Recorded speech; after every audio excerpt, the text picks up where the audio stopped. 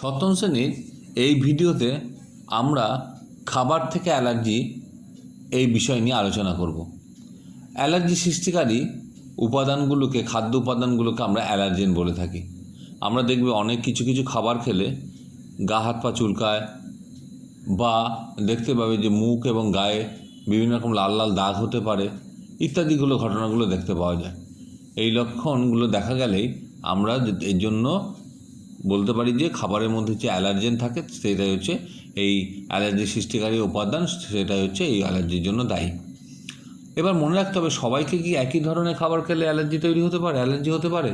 ঠিক তাই নয়।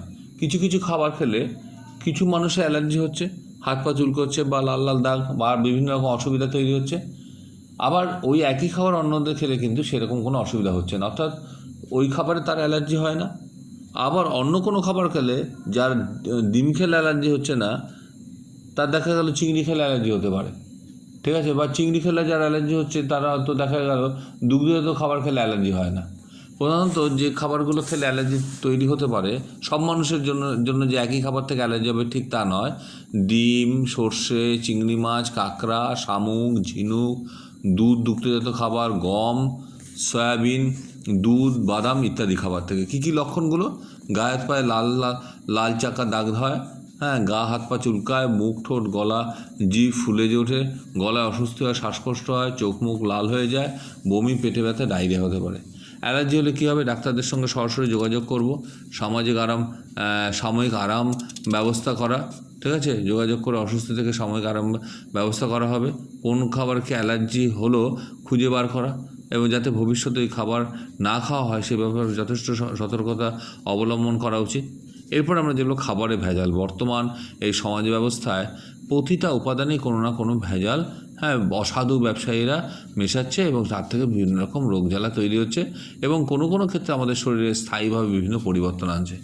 আমরা দেখতে পেয়েছি বাজারে যে সস্তা বিরিয়ানি রান্না করা হয় বা বিরিয়ানি খাবার পাওয়া যায়, তাতে মাংসের গন্ধ দেওয়ার জন্য একটা বিশেষ রাসায়নিক যোগ করা আজিনোমোটো। খালি বিরিয়ানিতে নয়, এরকম অনেক ফাস্টফুড দোকানে এটা দেওয়া হয়, মাংসের মতো সুগন্ধ তৈরি করার জন্য একটা ব্যবহার করা হয়। দীর্ঘদিন ধরে খেলে কী হয়? শরীরে নানা সমস্যা হতে পারে, বিশেষ করে কম বয়সী ছেলেমেয়েদের মস্তিষ্কের কোষে ক্ষতি হতে পারে। রাস্তার ঠিকমতো বজায় না রেখে, ঠিক মান বজায় না রেখে তৈরি করা বিরিয়ানি আর মাংসতে অনেক সময় ঠিকঠাক রং আর বঞ্চিত স্বাদ আনার জন্য মেশাতে হতে পারে ক্ষতিকারক রাসায়নিক পদার্থ। এগুলো থেকেই আমাদের সাবধান হতে হবে। আমরা দেখতে পেয়েছি সর্ষের তেল আমাদের প্রধান ভোজ্য তেল, বাঙালিদের ক্ষেত্রে অবশ্যই। সেখানে সেই সর্ষের তেলে দেখা যাচ্ছে শিয়াল কাটার বীজ থেকে যে তেল পাওয়া যায়, সেখানে অসাধু ব্যবসায়ীরা সেই তেলকে সাধারণ সর্ষের তেলের সঙ্গে মেশাচ্ছে। এই সর্ষের তেল খেলে যে একটি রোগ হয় সেটাকে কী বলা হচ্ছে না, ড্রপসি। এই রোগের লক্ষণগুলো কী কী জানতে হবে। যে চামড়া, যকৃৎ, ফুসফুস, হৃৎপিণ্ডকে আক্রমণ করে। এই রোগের লক্ষণগুলো হলো বমি, ডায়রিয়া, গা বমি ভাব, এমনকি হৃৎপিণ্ড এবং ফুসফুস অচল হয়ে মানুষ মারাও যেতে পারে। ড্রপসি রোগে ভারতবর্ষে ইদানিংকালে অনেকবার হানা দিয়েছে। 1998 সালে দিল্লিতে, 2000 সালে গোয়ালিয়রে, 2002 সালে কনৌজে, 2005 সালে লখনৌতে এই ভেজাল সর্ষের তেল খাওয়ার জন্য ড্রপসি রোগে আক্রান্ত হয়ে অনেক মানুষ মারা যান। এরপরে যেটা হচ্ছে ল্যাথিরিজম। অনেক সময় অরহর ডালের সঙ্গে খেসারির ডাল মিশিয়ে দেওয়া হয়, যা বেসনের সঙ্গে খেসারির ডাল গুঁড়ো করে মেশানো হয়। কারণটা নিশ্চয়ই বোঝা যাচ্ছে যে খেসারির ডাল অপেক্ষাকৃত সস্তা, অন্যান্য ডালের চেয়ে দাম এটার কম।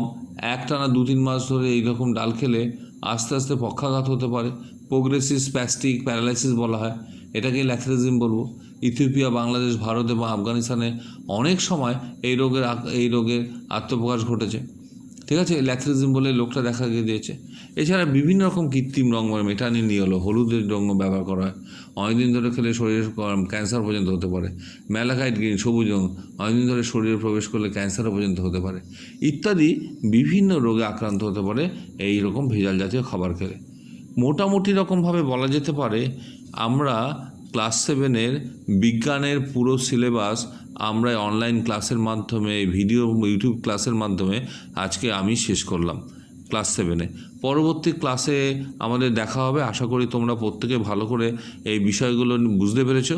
অনলাইনে যতটা সম্ভব আমি আমার মতো করে বুঝিয়েছি, তোমরাও আশা করি খুব সদর্থক ভূমিকা নিয়ে এইগুলো নিজেরা পাঠ করেছো, ঠিক আছে।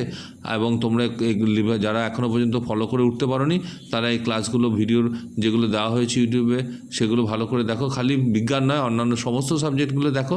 আশা করি তোমাদের যা যা প্রশ্ন আছে সমস্ত প্রশ্নের উত্তর পাবে। পরবর্তী সময়ে তোমাদের সঙ্গে আমাদের ক্লাসে দেখা হবে। ক্লাসে আমরা আবার পুনরায় পাঠদানে যোগদান করব।